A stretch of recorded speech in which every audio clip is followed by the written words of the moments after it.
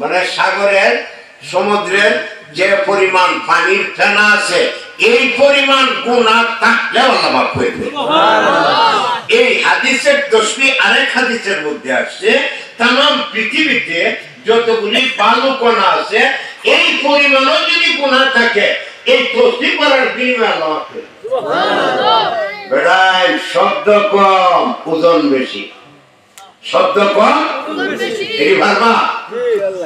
আর যে কোনো হক্কানি আলেমের এখানে যে ওনারে খেলাফত দিছি, এই যে নুরি সাহেব ওনারেও খেলাফত দিছি, এলাকারও আমার খলিফা আছে, তোমরা ওনাদের এখানে বয়াত হয়ে যাবা, আপনি তাদেরকে বয়াত করাবেন।